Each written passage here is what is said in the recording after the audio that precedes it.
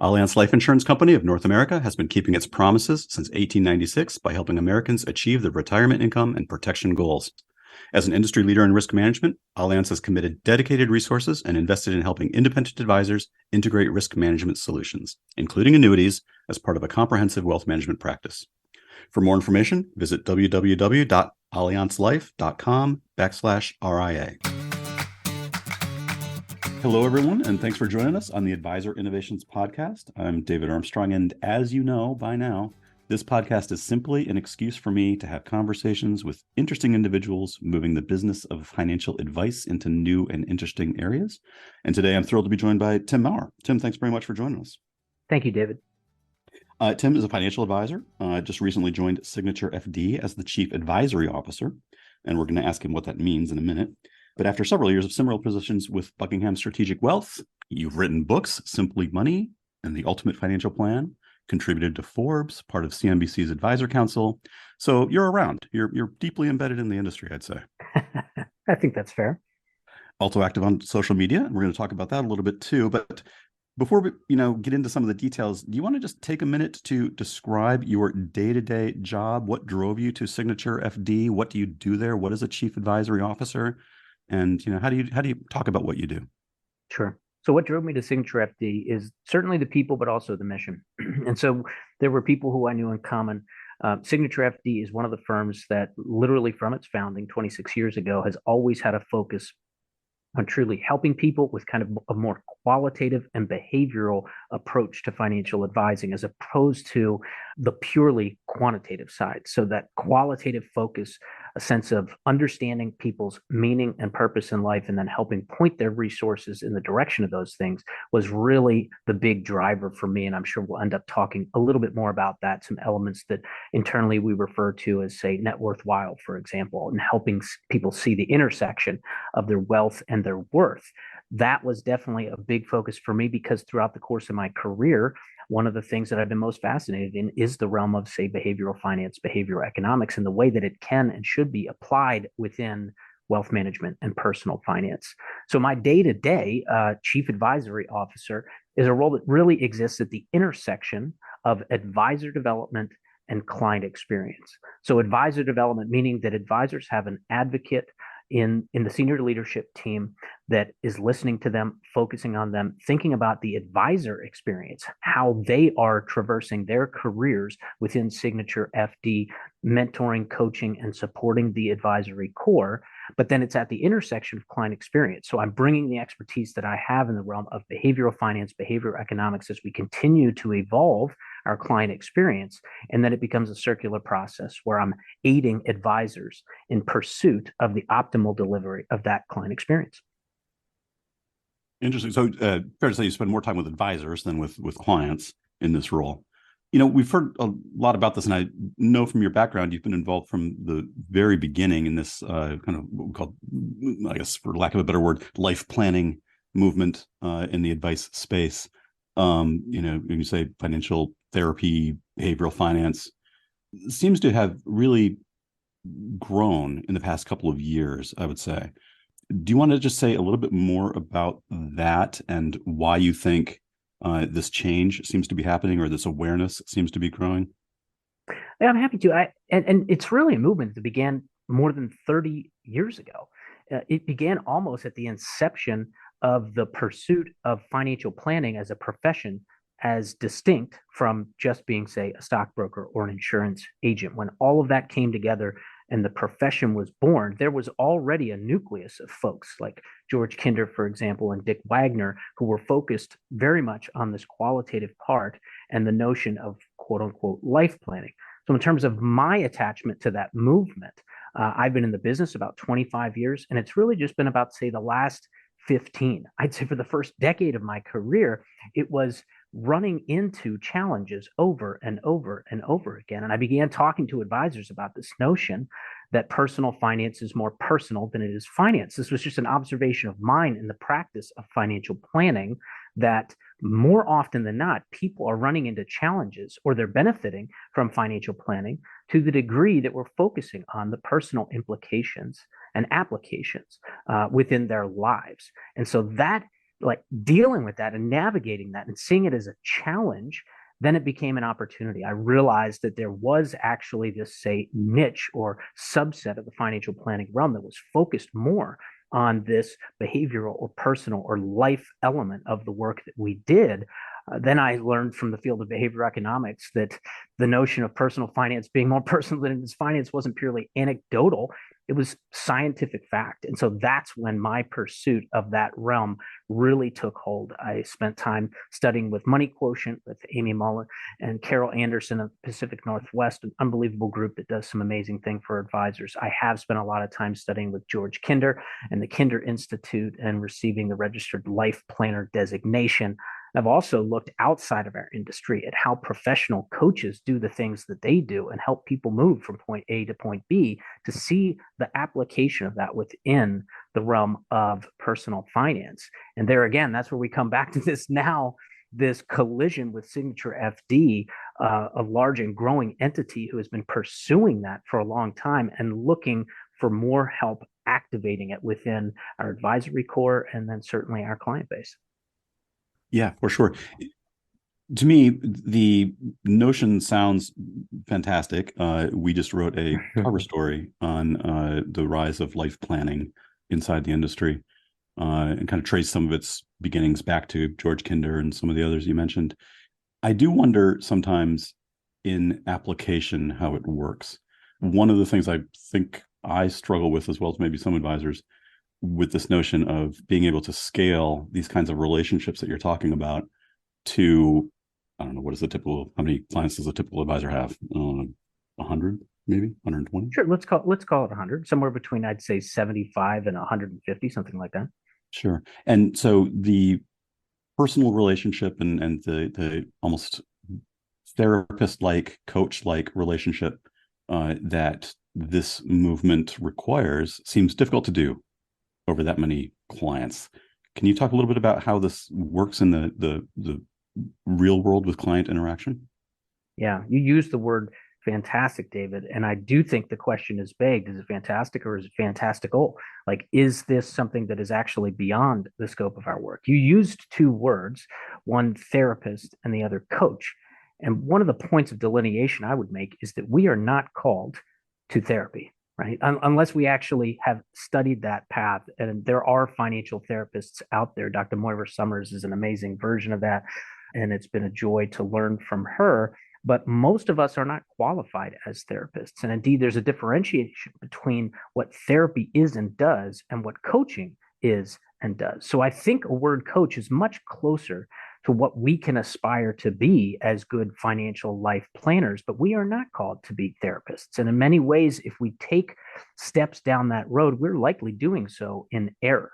Therapy is about the practice of going backwards in time to understand how people are wired and then perhaps to work on helping them unwire it or rewire it, whereas coaching is forward looking. So therapy goes backward in order to get insight about the present, whereas coaching looks at the present and then aids people in determining where they would like to go in the future and then acts as a guide in that process. So I think that it's important to make that delineation because we're not called to be therapists as advisors. But you also ask another great question. Is this taking too much time, or do we have the time to do all of this? And I think it depends on exactly how you spend your time. And it's one of the reasons why I'm so excited about the increasing commoditization of the quantitative elements of the work that we do as financial advisors. A lot of advisors are scared of this. I welcome it. I think it's fantastic that now we can spend a lot less time on the quantitative elements and analyses with the aid of machine learning and even AI. I think that helps us spend less time on those quantitative elements and more time on the qualitative elements that really add even more value to the lives of our clients. That's interesting. And it does also strike me that there might be a bit of a generational error as well. I mean, most advisors who got into the business, well, maybe around the same time you did, were attracted to the markets, right? And attracted to the numbers and attracted to putting together portfolios and the investments. I mean, it's in the name, right? Registered investment advisor. Is there a generational element here which keeps a lot of advisors from jumping in? Because we're really talking about two kind of different mindsets in a way. Yeah. David, let me ask though, for the sake of clarity, are you referring to the fact that you think that the newer or younger advisors are more interested in life planning than, say, some of the more seasoned advisors, or is it the other way around? I'm saying that the newer advisors are more interested in life planning than the seasoned Yeah, advisors. yeah. Well, let me say that I have seen a great deal of interest in newer and younger advisors in financial life planning, in the qualitative aspects, in the realm of behavioral finance. I've absolutely seen a ton of interest there. The irony, however, perhaps, is that I learned everything that I'm doing from the generation that preceded me, right? Folks like George Kinder, Dick Wagner, who sadly has passed on at this point in time, Rick Kaler, Ted Klontz. And so I learned what I know about life planning from the generation that preceded me, the generation that's generally considered to have shelved this as stuff that's not necessarily part of the work that we do. So I do want to clarify that. I believe that there are adherents to this practice all throughout Mhm. the generational lines. That said, what I do think we see, and this is one of the things we learned from the field of behavioral economics, is the notion of homeostasis. That is, that people get used to and become comfortable with the stuff that they've done for a long time. There are an awful lot of advisors in the generation that precedes me, or in my generation, which, by the way, I keep saying that I'm Generation X. I'm 47 years old, right? So I'm right there with you. there are a number of folks in Generation X and the generation that precede us for whom the work of financial planning was either very investment centric or very insurance centric or very banking centric. It had kind of that proprietary backdrop to it. Then we made that evolutionary jump to the realm of RIAs, as you alluded to earlier, which still had a pretty heavy investment focus. Whereas I do believe that newer advisors are getting more comprehensive training, more holistic training. And yes, so those advisors have been focusing almost exclusively on, say, investments or even just the quantitative aspects of excellent planning that are vitally important in the work that we do. They may be less inclined to go into that territory that feels new and different. And let's face it, a little bit scary for us as advisors to go into new territory. They're simply more comfortable with what they've been doing for a long time. I think that's understandable. I think that's one of the reasons that you may also see this apparent generational divide. Yeah. Can you talk a little bit about how, we talk about the commoditization of what a lot of the quantitative work that advisors do, around the Mm-hmm. investments and those are commodities now, easy to get, easy to use, easy to implement. The work that's going into putting some of these, and I'm not using this pejoratively, but some of these squishier concepts of life planning Mm-hmm.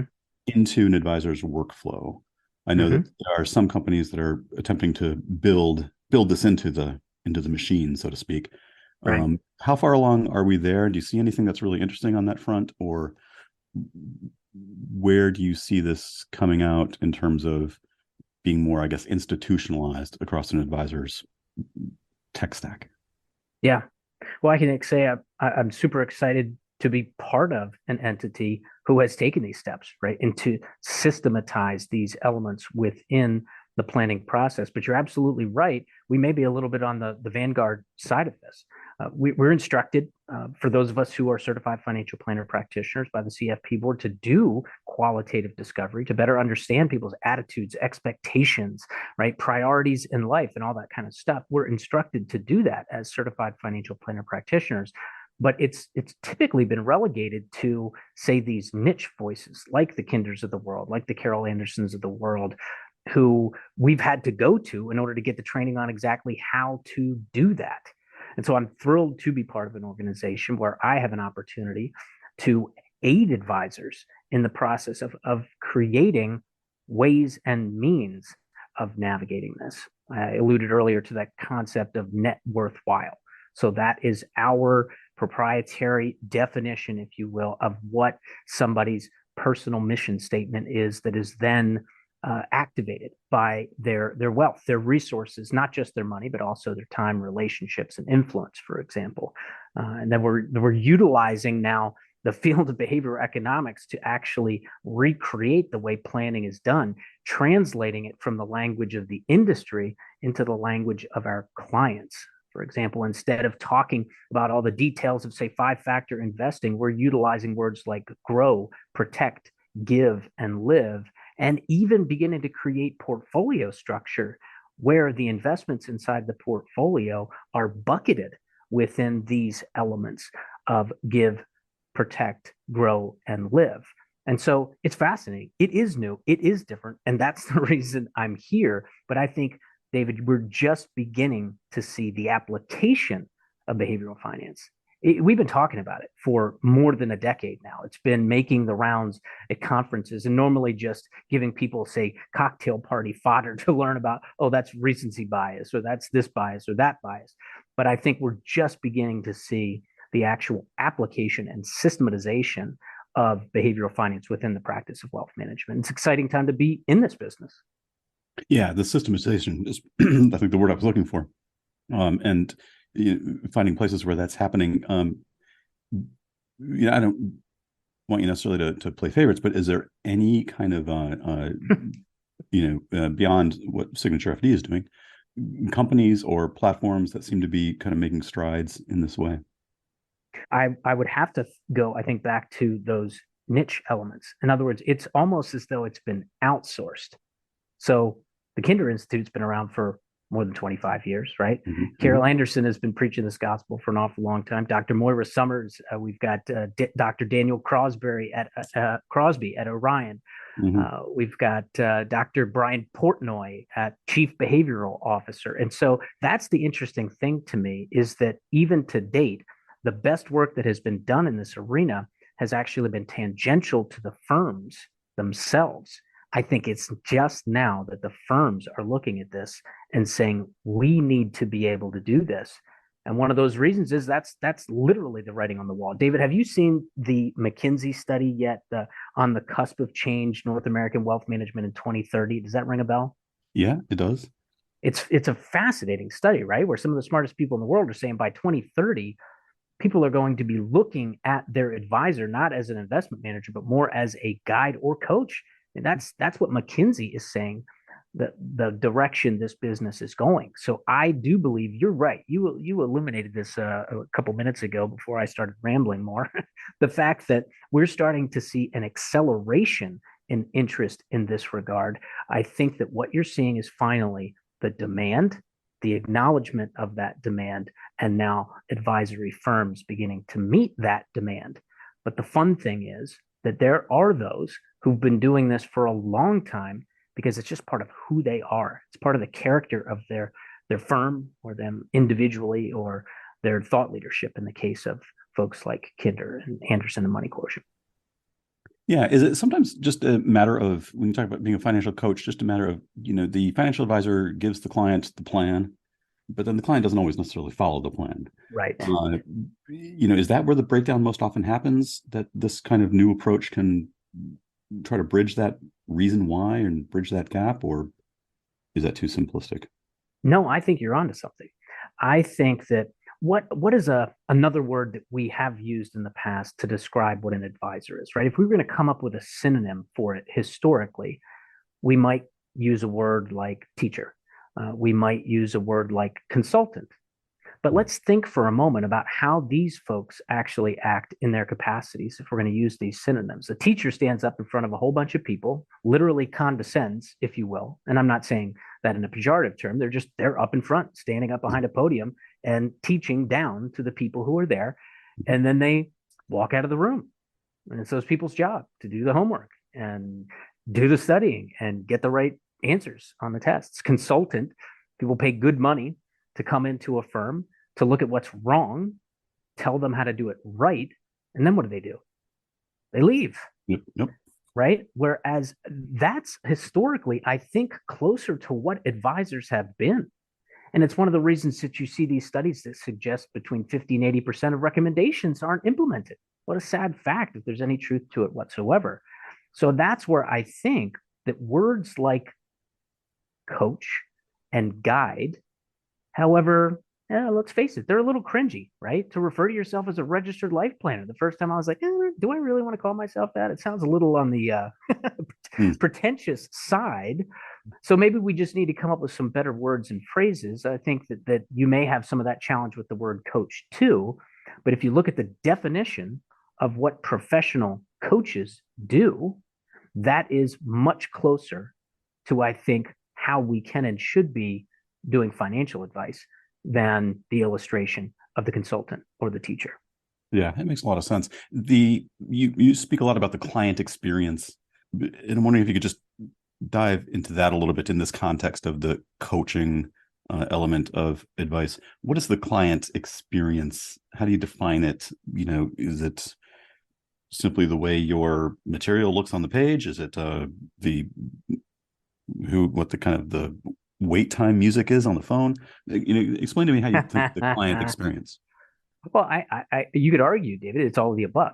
So the client experience, if we define it very bluntly, is it's the product that we as wealth management firms sell to the world. It's what we do. It's the whole experience from the time somebody walks in the door or begins an email, receives marketing collateral, receives their whatever planning deliverables may come. It is the whole thing. That is what we do, and that is what we offer out to the world. But I think we are now beginning to use that phrase and that term, which I think is a pretty good one, to describe something that is more holistic and comprehensive than, I'm just looking at quarterly investment returns to see, if we beat the benchmarks by a few basis points, which may have historically been a little bit closer to a lot of people's client experience. We're now talking about the whole client, the whole picture, the whole experience, and we're cultivating that, and then that's what we offer to the world. So firms that have been successful, like Signature FD, and growing from a mom and pop to a genuine enterprise, we're now saying we want to make sure that there are pillars, that there are aspects and elements of our client experience that every single client experiences for themselves. So each individual advisor team is going to have a unique method, a unique personality to it, a unique sense of character to it, and oftentimes, especially in our world, a unique specialization, right? Whether it might be professional athletes or people who want to be philanthropic or people who are corporate executives, and all that makes perfect sense. But we want to ensure that there are elements of that client experience that everyone, regardless of the advisor they work with, the team they work with, the specialization they work in, all of them would enjoy those elements. So this brings me back to this idea of personalization at scale, kind of a topic that gets tossed around a lot. There's some advisor networks out there that want the teams that join with them to mimic, in a sense, the larger enterprise. So if you're a client, when you walk into that office that is a advisor from company XYZ, right? Others say, no, advisors have this personal relationship with clients. They keep their own brand, their own identity, their own way of doing things. We just help in the back office. Which is the firm that is going to succeed? It's the one that compromises and merges the two, right? It's if all we are is individuals with a back office, then let's face it, that's not actually inherently scalable. And it struggles to improve on an organizational level because there's no sense of coherence or cohesion, right? And so I believe in autonomy. I believe in an advisor autonomy. I believe autonomy is a driver in motivating clients. But I also believe in a sense of common purpose, meaning that brings us together. So there are certain things that make a company uniquely who it is, or I believe there should be. There certainly are in our case. And I believe that's what brings people together and develops that sense of cohesion and then frees them to go be themselves, but within a framework that continues to improve and evolve over time.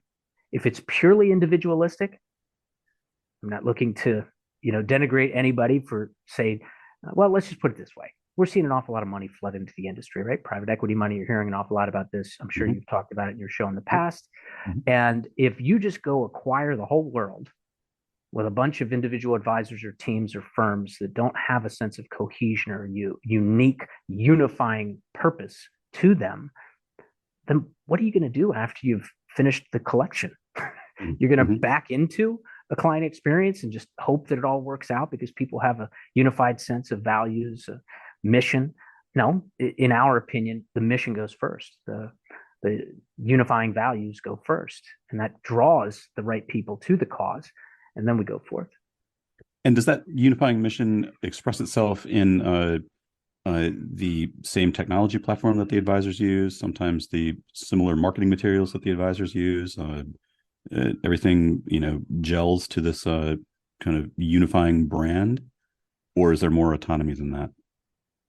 I think it can and does, right? I think that we're just beginning to see, especially on the tech stack front, the phrase you used a while ago, even many great advisors who've been practicing financial life planning for quite some time, they have done the work of financial life planning, but then let's face it, what clients are interacting with in terms of deliverables and certainly user interface with technology, if they're logging in to say their custodian that holds the accounts, it's not necessarily going to emulate that kind of holistic financial life planning experience that the advisor has offered to the client. So there hasn't been that consistency.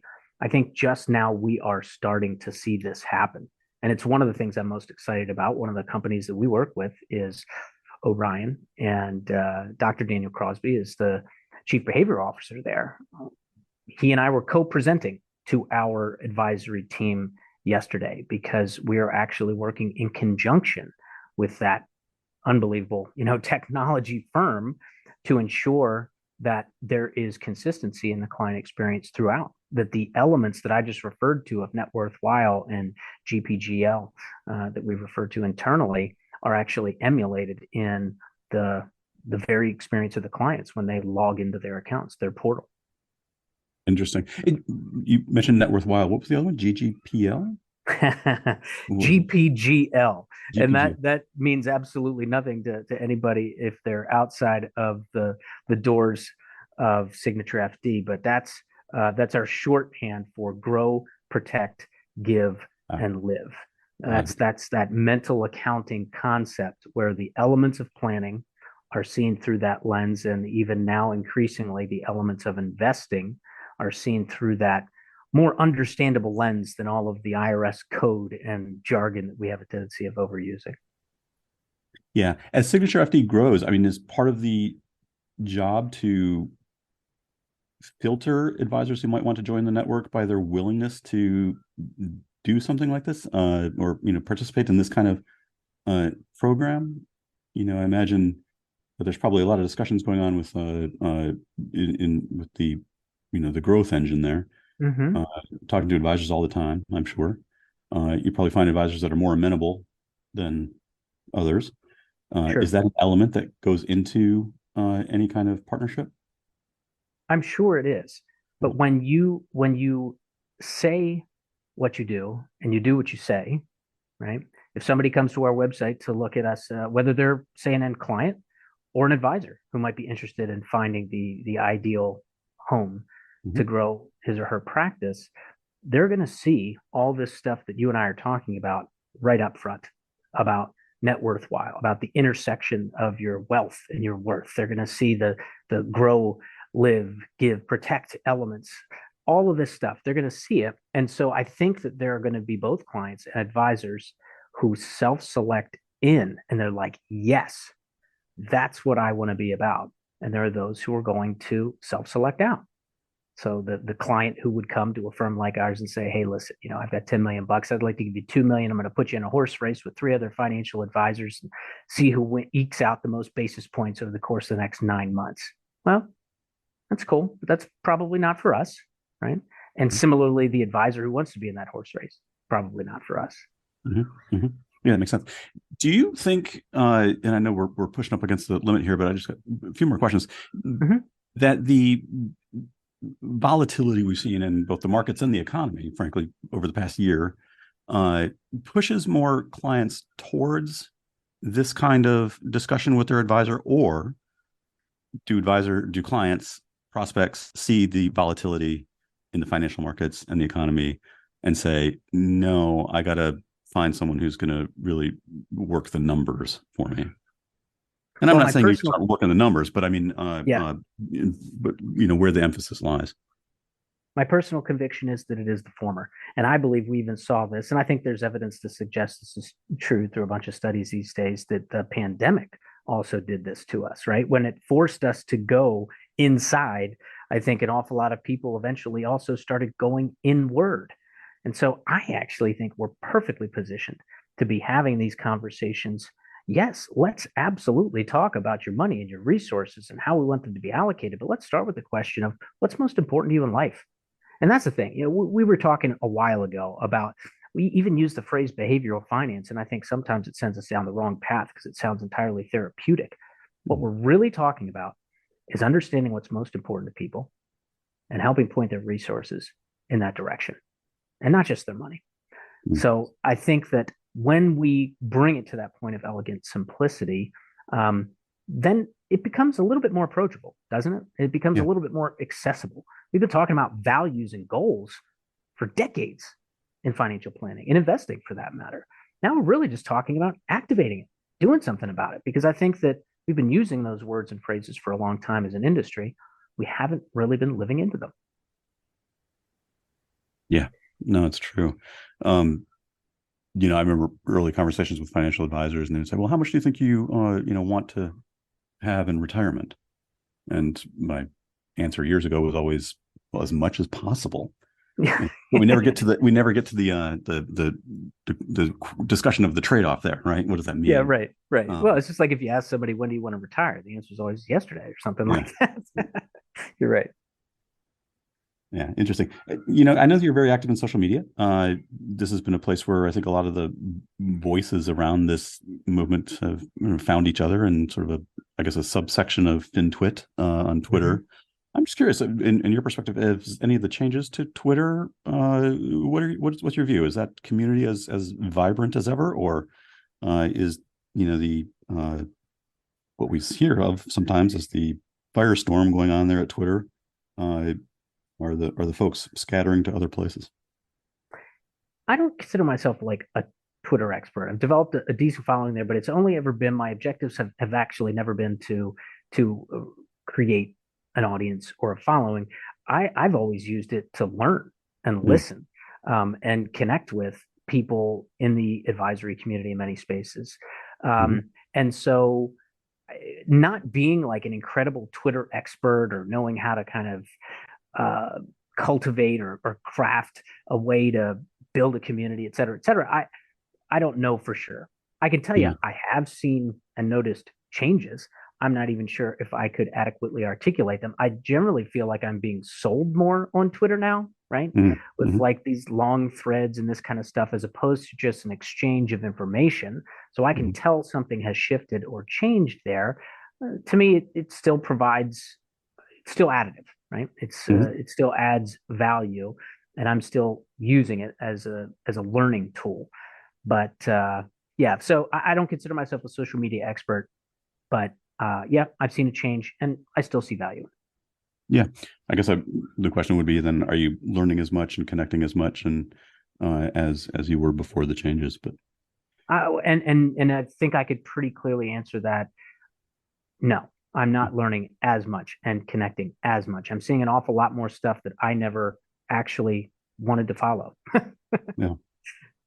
Interesting. Tim, this has been great. I really appreciate your time. I know we're a little bit past what we said, but thanks very much for joining us. David, it's been my pleasure. I appreciate the opportunity to check in, and I'd welcome the opportunity to do it again in the future. Yeah, absolutely. We definitely will. And thank you for everyone for listening. This has been Advisor Innovations Podcast. I'm David Armstrong. Allianz Life Insurance Company of North America has been keeping its promises since 1896 by helping Americans achieve their retirement income and protection goals. As an industry leader in risk management, Allianz has committed dedicated resources and invested in helping independent advisors integrate risk management solutions, including annuities, as part of a comprehensive wealth management practice. For more information, visit www.allianzlife.com/RIA.